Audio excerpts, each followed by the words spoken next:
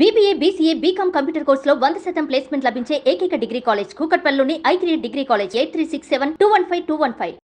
నమస్తే రమ్మగారు. నమస్తే జయ. రమ్మగారు, బ్రహ్మీ ముహూర్తం అంటాం.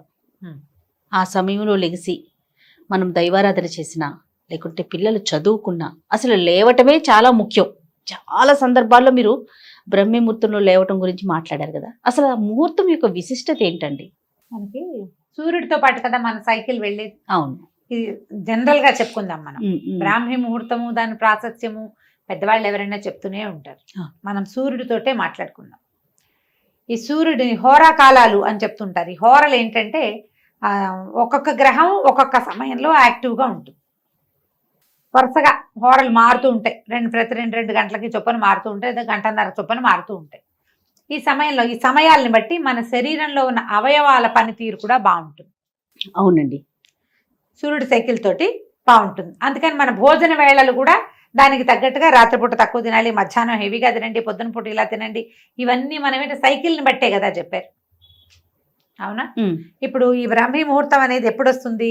తెల్లవారుజామున 3:30 నుంచి 3:30కి బ్రాహ్మీ ముహూర్తం.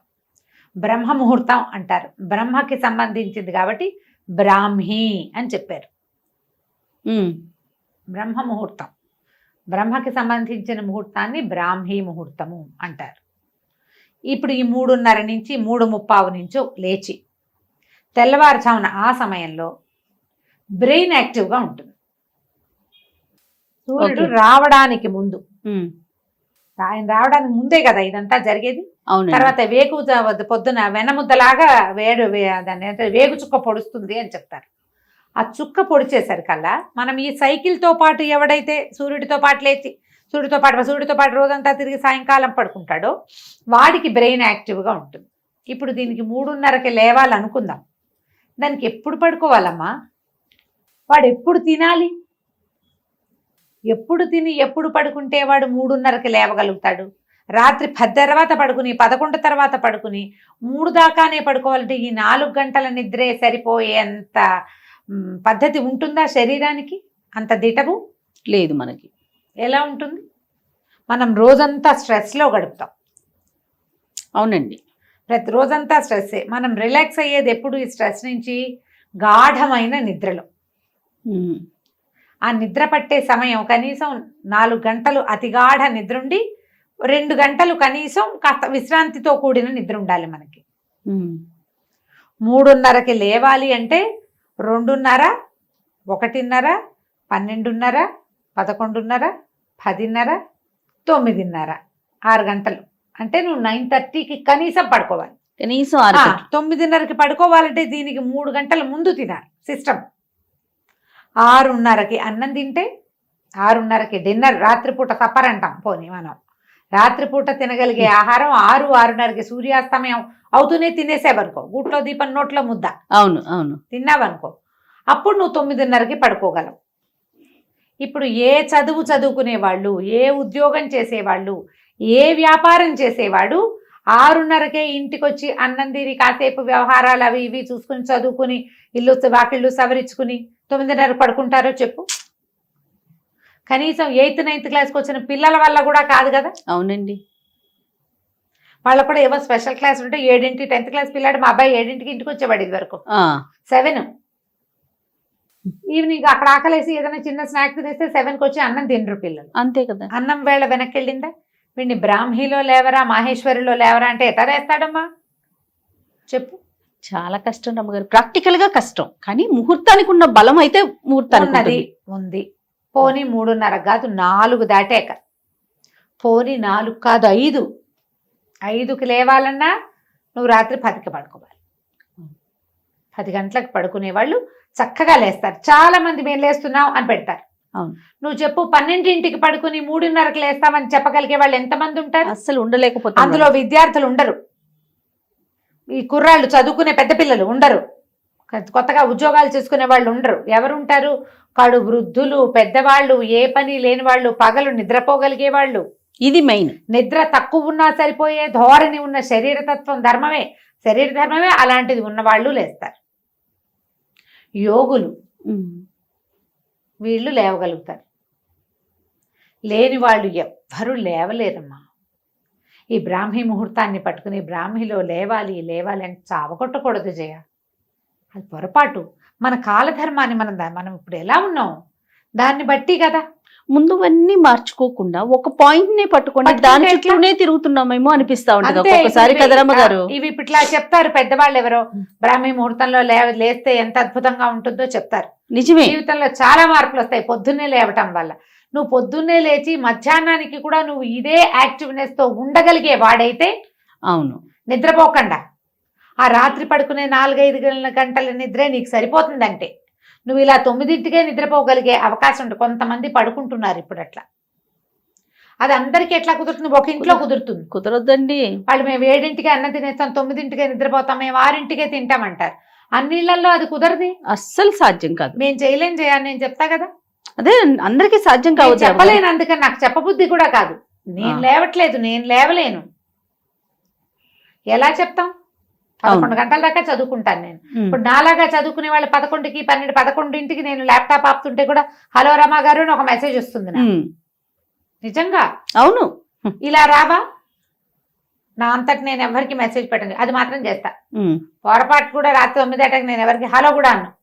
వాళ్ళే చేస్తే ఇంకా నాకు తప్పదు. అందరూ ఇప్పుడు నాబోటి వాళ్ళే ఉన్నారు కదా. మనం పనులు మానేసుకుని ఆపేసుకుని ఏమీ చేయక్కర్లేదు మనకు. లేదా మనకు పని చేయవలసిన అవసరం లేని పరిస్థితి అయితే నువ్వు అలాగే తొందరగా పడుకుని బ్రాహ్మీ ముహూర్తంలో లేస్తావు. లేదా మధ్యాహ్నప్పుడు ఏదో కాసేపు ఒక అరగంట అట్లా ఒక కొడుకు తీస్తే, పవర్ నాప్ తీస్తే ఓకే అనుకోవచ్చు. ఇంత కొంచెం నిద్ర సరిపోతుంది, అలవాటు చేసుకోవాలి అని చెప్పే మహానుభావులు కూడా కొంతమంది కనిపిస్తారు. అందరికీ సరిపోదు రమ్మగారు, చాలా ఇబ్బంది పడిపోతారు నిద్ర సరిపోతే. ఎంత జబ్బు చేస్తుందో. అవునండి. సరిపడా నిద్ర లేకపోతే జబ్బు చేసినట్టు అయిపోతారు. అవును. మీరు బ్రాహ్మీలో లేవాలంటే 3:30కి లేచి, మీకు ఏదైనా అది ఎవరికి 3:30కి లేచి సంధ్యావందనం చేసుకునే వాళ్ళు, ఓ మంత్రోపదేశం ఉన్నవాళ్ళు, వాళ్ళు ఏదో చేసి దేవుళ్ళకి ఏదైనా చేసుకోవాలి.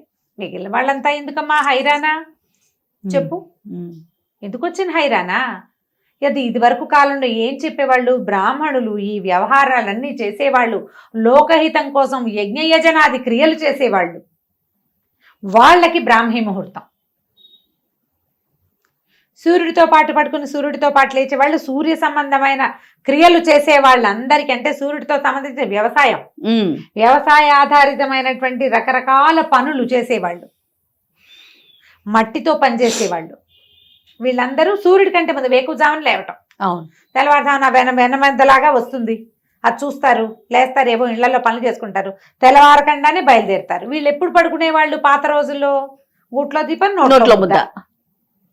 రాత్రుళ్ళు మనకల్లే ఫోన్లా, టీవీలా, ల్యాప్టాప్లా, ఆఫీస్ వర్క్లా, ఏమైనా కాల్సా ఏముండేవి? వాళ్ళు చేశారని మనం కూడా చేయాలంటే ఎలా కుదురుతుంది? ఇలా కంపెల్ చేయకూడదేమో అనుకుంటాను జయ. నా మటుకు నేను చెప్తున్నా కదా, మనం ప్రజల్ని మోసం చేయకూడదు, బలవంతం చేయకూడదు, చెప్పాలి. ఇది ప్రాక్టికాలిటీ. అవును. అవ్వందాన్ని అయిపోతుంది, చేసేయాలి, అదే కరెక్ట్ కాదు అంటే అది మారేడికాయ చేయటం కదా. మీరు ఇప్పుడు పొద్దున్నే లేచి ఆ సమయంలో లేవటం వల్ల జాగృతమయ్యే జీవశక్తి ఏంటో మీరు తెలుసుకోదలుచుకుంటే దానికి ముందు రాత్రి పెందరాళే పడుకోవటం మొదలు పెట్టండి. దానికి ముందు తినటం మొదలు పెట్టండి. 6:37 అవ్వాలి లోపల 6-6:30 కల్లా అన్నం తినేయండి. మీరు ఏం తింటారో, అన్నం తింటారా, రొట్టెలు తింటారా, జావ తాగుతారా, అంబలి తీసుకుంటున్నారా, ఒట్టి రాగి మాల్టే తీసుకుంటారా, ఏది తీసుకున్నా 7 అవ్వకూడదు. సూర్యాస్తమయం అవుతూనే మీ అన్నం అయిపోవాలి. 9-9:30 కల్లా నిద్రపోండి. దానికి అరగంట ముందే స్క్రీన్ టైం ఆపేయండి. పిల్లల్ని నిద్రపుచ్చుతాం మనం. అప్పుడు పిల్లల్ని నిద్రపుచ్చి మన పనులు మనం చేసుకుంటాం సాధారణంగా. ఇప్పుడు మనం ఏం చేయాలి? ఇలా నిద్రపోతే అప్పుడు మీరుకి పెందరాళే పొద్దున్నే లేచే అలవాటు అవుతుంది. ఇప్పుడు ఎప్పుడు పడుకున్నా నాకు 4కే మెలకు వస్తుంది, గంట కొట్టినట్టు అని చెప్పేవాళ్ళు కొంతమంది ఉంటారు. వాళ్ళ క్లాక్ అట్లా ఫిక్స్ అయిపోయి ఉంటుంది. ఫిక్స్ అయిపోయిన క్లాక్ వాళ్ళకి చెప్పేది ఏమీ లేదమ్మా, మీరు మహానుభావులు, మిమ్మల్ని పొద్దున్నే మీ కాళ్ళకి దండం పెట్టాలి మేము. ఫిక్స్ కాని వాళ్ళ సంగతి. ఇలా చెయ్యాలనుకుంటే కనుక రాత్రి పడుకోండి. శరీరాన్ని శ్రమ పెట్టకూడదు. ప్రధానంగా చెప్తారు శరీరమాద్యం కలు ధర్మ సాధనం అని. మనకు ఇది ఉంటే ఏదైనా చేస్తాం, ఏదైనా చెయ్యి. దీన్ని అనారోగ్యం పాలు చేయబోక, బలవంతం పెట్టద్దు. ఇలా చెయ్యి, రాత్రి పడుకో, పొద్దునేలే. ఈ సమయంలో ఏంటంటే మనకి శరీరం, ప్రపంచం అంతా ఆక్సిజన్తో నిండి ఉంటుంది, ప్రశాంతత ఉంటుంది, శబ్దాలు ఉండవు. ఒక్క ఓంకారం చేసిన ఓం అన్నామంటే మన ఓము మనకే 100 సార్లు వినపడుతుంది. ఒక్క మంత్రం చేసామంటే అది 100 సార్లు చేసినట్టుగా అవుతుంది. సమయం వల్ల సూర్యోదయానికి ముందు ఆ సమయంలో ఉండేటువంటి ఎనర్జీ వేరేగా ఉంటుంది. ఆ సమయంలో చేసేటువంటి మంత్రోచ్చారణ కానీ, దైవ సేవ కానీ, విద్యాభ్యాసం కానీ చాలా మంచి ఫలితాన్ని ఇస్తాయి. హ్యాండ్ రైటింగ్ బాగుండని వాళ్ళు పొద్దున్నే మొహం కడుక్కోకుండా రాసుకోమనేవాడు మా రంగబాబు. హ్యాండ్ రైటింగ్ బాగుండేది కాదు. పొద్దున్నే లేవగానే పొద్దున్నే లేచి 5ంటికి లేచి మొహం కడుక్కోవద్దు, కూర్చుని రాసుకో ఓకే అని రాస్తే అప్పుడు హ్యాండ్ రైటింగ్ బాగుంటుందని. బాగుందిగా. ఇలా ఏవైనా చెయ్యాలి. ఇప్పుడు ఏదైనా మంత్రోపదేశాలు అవి ఉన్న వాళ్ళకి మనం చెప్పేది లేదు, వాళ్ళు ఎలాగూ లేస్తారు. ఎర్లీ మార్నింగ్ లేవటం ఎప్పుడు కూడా సూర్యుడి కంటే ముందు లేవడం చాలా ఆరోగ్యకరం. అది బ్రెయిన్కి మంచిది, శరీరానికి మంచిది. రోజు చాలా మిగిలిపోతుంది మనకి. అవును. లేటుగా లేస్తే ఏముంది, బద్ధకం మిగులుతుంది, సమయం మిగలదు, వేస్టేజ్ ఎక్కువ ఉంటుంది. మనకి అలా లేటుగా లేవటం అనేది ఒకటి ఫిక్స్ అయిపోతుంది బ్రెయిన్. ఆ లేటుగానే లేస్తాం, ఎప్పుడు పడుకున్నా లేటుగానే లేస్తూ ఉంటాం. దానికి ఫిక్స్ చెయ్యొద్దు. కానీ ఈ బ్రాహ్మిలో లేవాలని మీరు 1 గంటకు పడుకుని 3:30కి లేచి కూర్చుని ఏం చేస్తారు, కళ్ళు పడిపోతూ ఉంటాయి, ఒళ్ళు వాలిపోతూ ఉంటుంది. ఎందుకు? అది మైండ్ యాక్టివ్ గా వర్క్ చేయదండి. ఉండదు. నువ్వు సరిపడా నిద్రిస్తే, నిద్ర కనుక ఇస్తే షార్ప్ గా ఉంటాం, బ్రెయిన్ షార్ప్ గా ఉంటుంది. ఆ సమయంలో ఉండేటువంటి పాజిటివ్ ఎనర్జీని మన మైండ్ అండ్ సోల్ తీసుకోగలుగుతాయి. అవును. ఫిట్గా ఉంటాం. అప్పుడే కాస్త ఎక్సర్సైజ్ చేయడానికో, కొంచెం యోగా చేయడానికో, కాస్త వాకింగ్ చేసుకోవడానికో, అవకాశం, కాస్త దేవతార్చన చేసుకోవడానికో ప్రశాంతంగా 3:30కి లేచి ఇంట్లో సామాన్లు సవరిస్తా, ఇల్లు ఉడుస్తా అంటే మిగిలిన వాళ్ళు తిట్టిపోస్తారు. అదో బాధగా ఉంటుంది. అందరినీ లేపు కూర్చోబెట్టాలంటే వీళ్ళందరినీ రాత్రి 9కే పడుకోబెట్టాలి. మీ వల్ల అయితే చేయండి. వాళ్ళు ఎవరో చెప్పారు చేయకపోతే కుదరదు, అందుకే వాళ్ళని వినమన్నాను అని. ఇంట్లో ఒక్కళ్ళకి అది నచ్చుతుంది. ఇది ఆ చేయగలిగే వాళ్ళకి, ఏ పని లేని వాళ్ళకి, రాత్రిపూట ఏ వ్యవహారం చేయక్కర్లేని వాళ్ళకి నచ్చుతాయి అవన్నీ. మిగతా వాళ్ళకండి తెల్లారితే ఉరుకులు పరుగులు కదా రమ్మగారు. అవునా? పిల్లలతో ఇంట్లో మనం ఎంతెంత ఉరుకులు పెట్టాలి, ఎంతెంత పరుగు పెట్టాలి, ఎన్నెన్ని పనులుంటాయి. బ్రాహ్మీ ముహూర్తంలో లేవాల్సిందే నేను చెప్పేస్తాను అనుకున్నావా జయ? నువ్వు? నేను అనుకోలేదు రమ్మగారు, నాకు తెలుసు మీ గురించి. లేవండమ్మా, అవకాశం ఉన్నప్పుడు. ఇప్పుడు పండగలు అప్పుడు తెల్లవారుసామునే లేస్తాం. అవును. పొద్దునే తలంట్లు పోసుకోవటానికి, పూజ అది ఏర్పాటు చేసుకోవటానికి. ఇదే మనం అలవాటు చేసుకుంటే భలే బాగుంటుంది అని అనిపిస్తుంది. అది ఎప్పుడన్నా ఒకసారి లేస్తాం కాబట్టి. ఇప్పుడు మనం రోజు చేయాలంటే నేను చెప్పే కదా, లివింగ్ స్టైల్ మార్చుకోండి, మంచిది, సంతోషం, చక్కగా కుదురుతుంది. ఆ సమయాన్ని పూర్తి పాజిటివ్ ఎనర్జీని మీరు ఆస్వాదించవచ్చు, అనుభవించవచ్చు, బాగుంటుంది. చూద్దాం అసలు ఎలాంటి కామెంట్స్ పెడతారు. ఏంటి రమ్మగారు ఇలా చెప్పారు అని పెడతారో, లేదు చాలా కరెక్ట్ గా చెప్పారు రమ్మగారు, మేము కూడా మీతో ఏకీభవిస్తున్నాం అంటారు. నేను నా ఉద్దేశం చెప్పానమ్మా, చూద్దాం. అంతే. రైట్ రమ్మగారు, నమస్తే. నమస్తే.